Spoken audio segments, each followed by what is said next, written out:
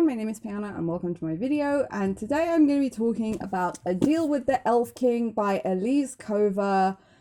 Yeah, so I bought this book because I have been on a quest since I read the first book in the Elven trilogy by Bernhard Hennen. I've been like, elves seem to be significantly absent in fantasy today, so I went on a quest to try and find them, and this is the most recent one that I could find, and I almost didn't buy it because I have some complaints about this. Like, right off the bat, this book was super expensive, like way more than I normally pay for a novel, and I live in France and books are super expensive in France. This was more expensive. Like, I know it's a hardcover and the artwork's really cool on it. Also, it is a beautiful book. Like, it is really beautiful. A lot of creativity went into making this. It even has these lovely illustrations at the beginning of every chapter, so I get it. It's a beautiful book. And beautiful things cost money, but I have books that are more beautiful than this that I bought new that are also hardcovers that didn't cost as much as this. So when I bought this, I was like, you had better be good. You had better be good or we're going to be having problems. So that got off to a pretty tricky start. The other reason I nearly didn't buy it is because it was marketed to me as being for fans of A Court of Thorns and Roses, which definitely falls into the weird sex fantasy genre, which I'm not entirely a fan of. We are going to have a conversation about A Court of Thorns and Roses at some point on this channel. But that kind of put me off. I was like, ugh, is this going to be like a lot of talk of aubergines / eggplants? Because I'm not into that, so okay. But it was also marketed to me as being for fans of Uprooted, which I adored. So I was like, okay, I'll get you, I will buy you, hoping that you will be more of the Uprooted than the A Court of Thorns and Roses. So I ended up in possession of this book. So this is a retelling of Hades and Persephone, which was also the case for Wintersong, so I guess that wasn't a good sign either, but yeah. So it tells the story of Luella, who's a 19-year-old herbalist. She works in her village, makes like plant-based concoctions to heal people of their ailments. She takes her job really, really at heart. She's there to provide company for elderly people whilst bringing them their potions. Also, there's this young girl with a heart condition that she is like super close to and like really monitoring her, and a bunch of other people who are sick, and she really takes her job very seriously when it comes to keeping them healthy. While she's preparing her morning rounds, her best friend Luke bursts into her shop and he's like, come with me, we need to leave now, there's a boat waiting, we can run away and be together and I love you. And I got super scared at this point because there's like 3 pages of her imagining what it would be like to kiss him, and she's had all these feelings for him for a really long time, and wow, and I don't care. But then she actually does kiss him and he says I love you and she says I love you. And then her parents come down and Luke like goes over to her parents and says, oh, me and Luella, we're gonna get married. And her parents are like super happy, and Luella's like, wait, what? No, I didn't agree to marry you. You didn't ask me. And he's like, but you said you love me. And so Luke turns out to be a complete bastard who is possessive of Luella and just wants her for himself and doesn't care about how she feels about it. So okay, I was like, all right, you're setting a tone here. We are in a women are not objects and have independent and individual thoughts kind of scenario. So sure, I am all for that. So yeah, go ahead, bring it on. And then the elves arrive. So the elves come from another world, and every 100 years or so they come and get a girl from the human world to be the human queen in the elf world for some reason. And so the people of this village don't really know why, but they always come to this village. It's like been traditional for thousands of years. So, and if they don't find the new human queen, then they will wage war on the humans. So no pressure. Luke works at the temple where there's this kind of temple which is the sort of gateway between their 2 worlds, and Luke is one of the people who works there, so he kind of knows about everything. And he really becomes super insistent that Luella and him need to run away, and she's like, no, you're an idiot, I don't want to be with you anymore. And then the Elf King arrives, and he recognizes Luella as his new queen, and apparently her powers have been hidden from everyone in this stone that Luke gave to her, so Luke knew all along that she was to be the new human queen, and he hid that from everyone, condemning the world to war with the elves. So nobody takes that very kindly. He gets taken off and put on trial, and Luella gets taken to the elf world to be the human queen. When she arrives there, she gets stuck on this redwood throne where it basically leeches all like the magic out of her, and then spring comes, because apparently that's what the human queen does in the elf world. She makes spring happen. Fine. Persephone and Hades, let's not forget. So this is why spring happens. Don't forget that. So yeah. So she is stuck with the Elf King, who's this really cold, cruel person, and she's like, you know what, I don't want to be here, you don't want me to be here.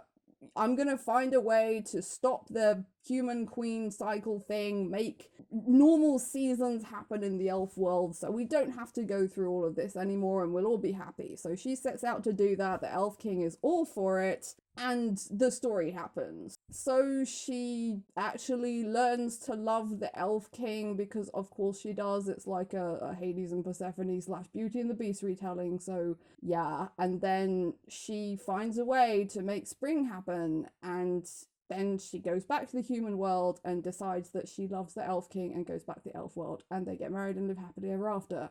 And that's it. That's the end of the novel.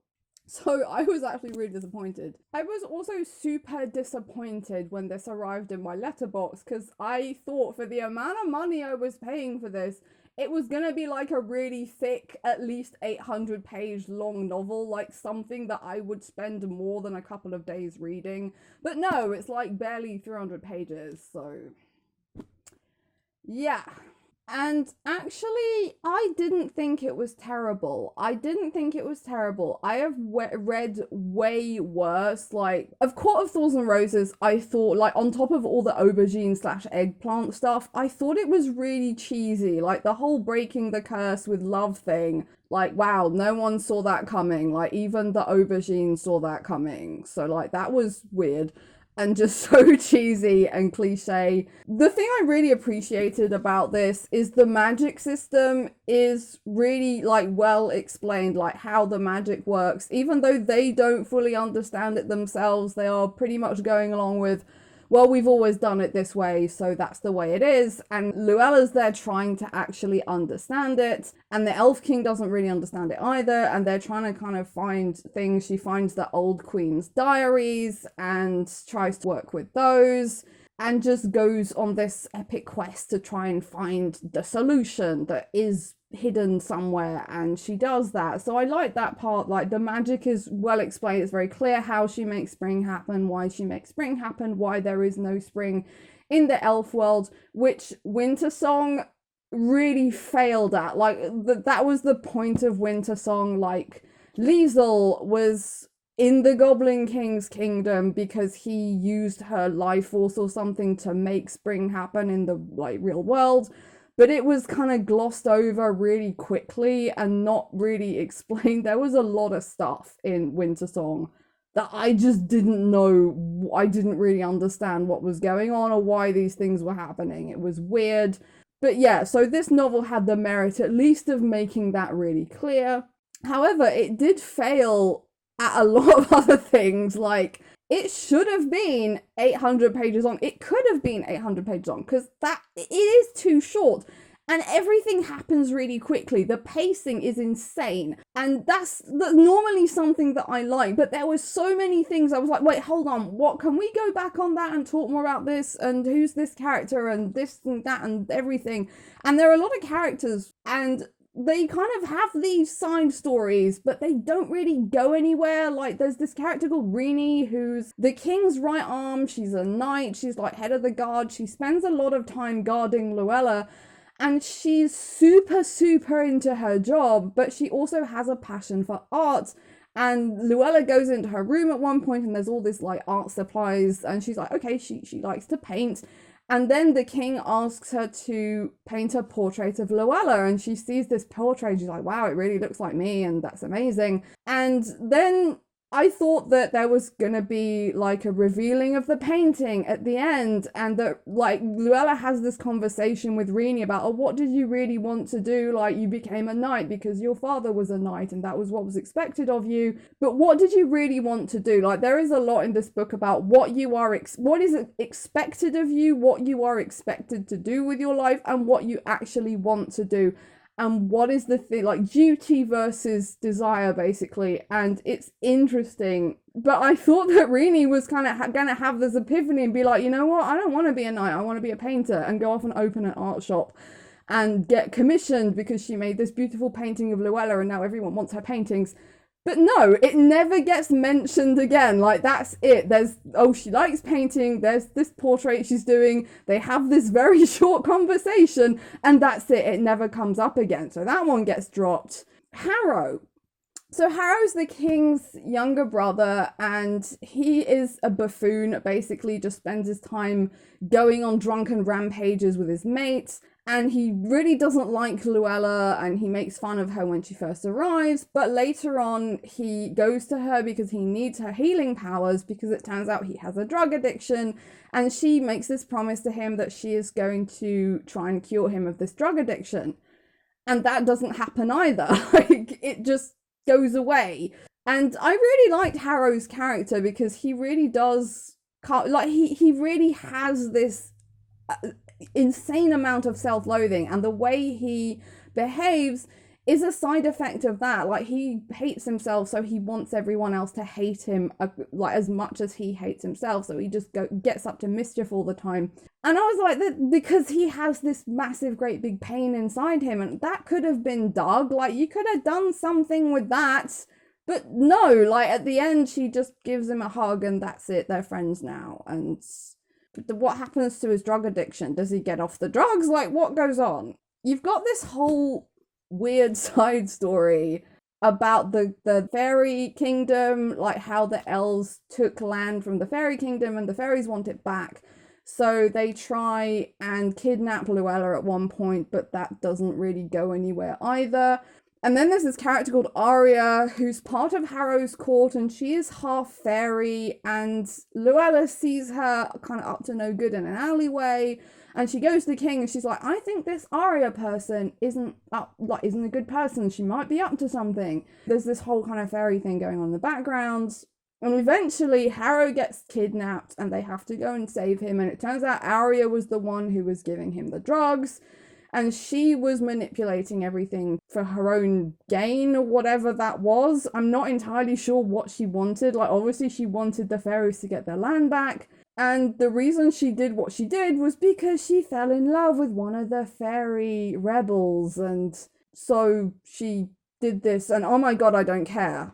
Like, I really didn't care. Like, it doesn't go anywhere. It's not really interesting. And I kind of thought, like, given the whole theme of women being free and not being manipulated by men and being, like, choosing their husbands and not being objectified, it could have been interesting to take Arya's story and be like, okay, well, she did what she did because she was manipulated by the fairy that she fell in love with, because he was using her and her position to get to the king, and how she is essentially a victim of this person's manipulations, and how she fell into the trap that Luella escaped from. But no, Arya just gets taken away and tortured. 'Cause justice. Harrow and the king's mother is another one that I didn't really know what the hell she was there for, because the elf king and the human queen don't have children together because the elves want the human king to be 100% elf. So the king takes a lover who is the mother of his children. So the mother of the elf king and Harrow isn't the human queen. She is just one of the king's lovers. So the king and the previous queen are dead, but she's still there. And she really mollycoddles Harrow like he's her baby boy. And she's always like, oh, you can't come near him. And she really hates Luella for some reason. And Luella kind of imagines that it might be because she had a bad relationship with the previous human queen for whatever reason. Maybe because they shared the same husband. Nothing is made of it. Like, why? I really would have liked to see Luella like have a relationship with this woman, but it just like at the end she comes up to her and she says, oh well, my son loves you, so I'm gonna love you as well, as if that explains anything. Like, no, why couldn't we see the kind of journey they went through, like their relationship growing to get to this point where the elf, the king mother, I guess, thinks differently about her and has a heart, you know, a change of heart. But no, it's just really superficial. And there's a lot of stuff that could have been dug. And it made me sad because, like, this book was self-aware, unlike A Court of Thorns and Roses, which was really cheesy and cliche. This actually is self-aware because at the end, when Luella does actually solve the problem, it's written down in the annals that she solved it out of love because it was all like the curse was broken with love, but actually that's not what happens, and she resents the fact that it's being told that way. So it does have an awareness about it. Like, no, she solved this by, you know, searching and finding the solution and going on to into all the old Queen's journals, and she did all this work and figured it out. And it's all like, oh yeah, she did it out of love because love solves everything. And obviously she's pretty mad about that, but she has to learn to accept that that's how history is written. So I like that it was self-aware about it itself, but also ridiculously superficial about all the side characters and all the side stories.